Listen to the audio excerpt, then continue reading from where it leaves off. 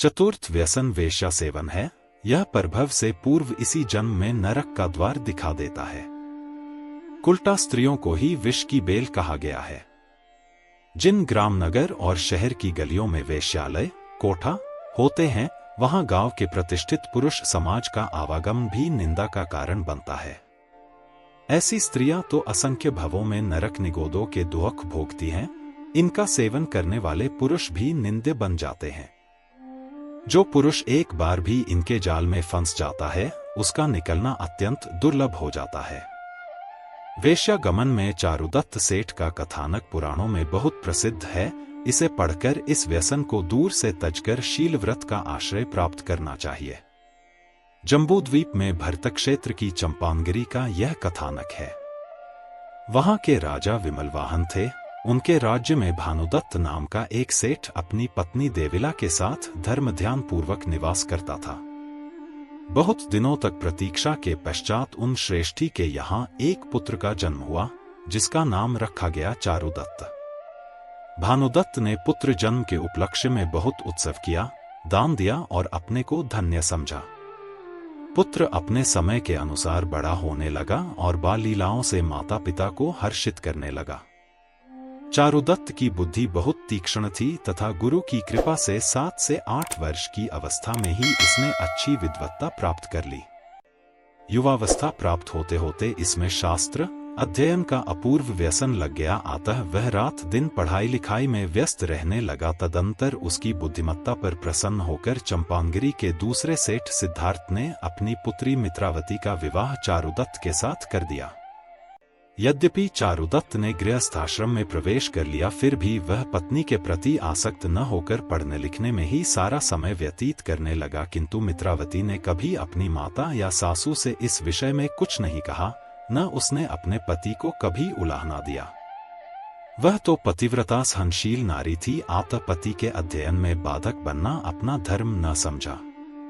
एक दिन वह अपने पीहर आई हुई थी। तब माता ने उसकी वेशभूषा देखकर पुत्री से प्रश्न किया कि बेटी, क्या तेरा पति तुझसे नाराज रहता है? क्योंकि तेरी कल की वेशभूषा में कुछ भी अंतर नहीं पड़ा है। यह सुनकर बेटी कहने लगी, माता, ऐसी कोई बात नहीं है, किंतु आपके जमाई जी पढ़ने में इतने व्यस्त रहते हैं कि मेरा उनसे समागम नहीं होने पाता है। खैर, मुझे इस बात की कोई चिंता नहीं है। धीरे धीरे उनमें परिवर्तन होगा, तब दाम्पत्य जीवन सुखी बन जाएगा। पुत्री के वचन सुनकर मां को बड़ा क्रोध आया। वह उसी क्षण चारुदत्त के घर जाकर उसकी माता पर बरस पड़ी और बेटी पर बीत रही संपूर्ण स्थिति से उन्हें अवगत कराते हुए कहने लगी, तुम्हें अपने इस बेटे का विवाह ही नहीं करना चाहिए था। जो पत्नी को भी कुछ समय नहीं दे सकता, उसे तो वैरागी बनकर साधुओं के पास रहना चाहिए। मेरी बेटी के साथ ऐसा खिलवाड़ क्यों कर रहा है? चारुदत्त की मां ने उसे तो किसी तरह समझा बुझाकर वापस कर दिया। पुनः चिंतित होकर अपने देवर रुद्रदत्त से कुछ प्रयत्न करने को कहने लगी। रुद्रदत्त ने भाभी को आश्वासन देकर चारुदत्त को विषयासक्त करने हेतु एक षड्यंत्र रचा।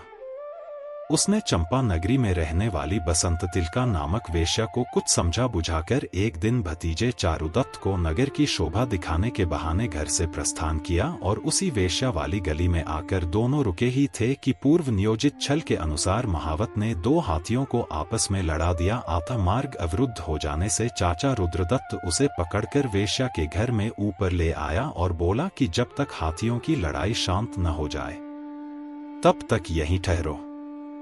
चारुदत्त वहां मंदिर जैसी शोभा देखकर चकित सा रह गया। वेश्या ने उनका खूब आदर सत्कार किया और समय व्यतीत करने के छल से वह रुद्रदत्त के साथ चौपड़ खेलने बैठ गई। खेल में बार बार रुद्रदत्त को हारते देखकर चारुदत्त भी खेलने लगा।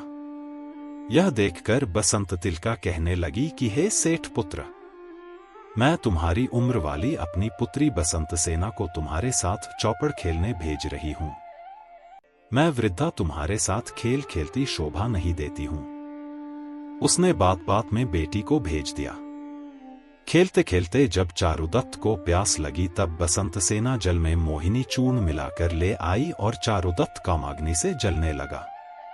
उसने चाचा रुद्रदत्त को घर भेज दिया और बसंत सेना के साथ विश्व सुख का उपभोग करने लगा। वहां उसे इतना आनंद आने लगा कि घर से धन मंगा मंगा कर वेश्या को समर्पित करने लगा और माता पिता द्वारा बुलवाने पर भी किसी तरह घर जाने को तैयार नहीं हुआ। पिता की मृत्यु के समाचार आदि के बहाने से भी जब पुत्र घर न आया तब सभी लोग बड़े चिंतित हुए। अंततोगत्वा चारुदत्त के पिता भानुदत्त ने संसार की स्थिति का चिंतन कर जैनेश्वरी दीक्षा ग्रहण कर ली। अब चारुदत्त की बुरी दशा होने लगी। जब घर से पैसा आना बंद हो गया तब उसने घर भी गिरवी रख दिया। उसकी माँ और पत्नी एक झोपड़ी में रहने लगी, किंतु ज्यों ही बसंत तिलका वेश्या को ज्ञात हुआ कि चारुदत्त का धन अब समाप्त हो गया है, त्यों ही उसने अपनी पुत्री बसंत सेना से कहा कि बेटी, अब तू चारुदत्त को छोड़ दे, क्योंकि वह दरिद्र हो चुका है। वेश्याओं का यही कर्तव्य है कि वे पैसे से प्रेम करें, न कि किसी पुरुष विशेष से। पुत्री के न मानने पर उसने कहा कि अभी तू नादान बच्ची है, लेकिन तुझे अपनी वेश्या परंपरा से मैंने परिचित करा दिया है। अब तू स्वयं सोचकर कर्तव्य पालन कर। बसंत सेना की चारुदत्त के प्रति तीव्र आसक्ति देखकर उसकी मां बसंत तिलका ने एक दिन अवसर पाकर दोनों के भोजन में कुछ नशीली वस्तु मिलाकर खिला दिया। आता भोजन करने के बाद दोनों गहरी निद्रा में सो गए। पुनः बसंत तिलका ने चारुदत्त को एक कपड़े में बांधकर विष्टागृह पाखाने में डाल दिया। कुछ देर बाद वहां एक शूकर आ गया। वह चारुदत्त को चाटने लगा। चारुदत्त नशे में चूर हुआ कहने लगा, प्यारी बसंत सेना, मुझे इस समय बहुत नींद आ रही है, अभी जरा मुझे सोने दो। वह बार बार यही कह रहा था कि इतने में ही नगर का कोतवाल अपने नौकरों सहित इधर आ निकला। उसने पाखाने से आती इस आवाज को सुनकर चारुदत्त को वहां से निकलवाया और पूछा कि तू कौन है, यहां इस पाखाने में कैसे गिर पड़ा है। अब तक चारुदत्त को कुछ होश आ गया था। अपनी यह दशा देखकर वह बड़ा शर्मिंदा हुआ। कोतवाल ने उसे बहुत धिक्कारा तथा उसके व्यसन की घोर निंदा की।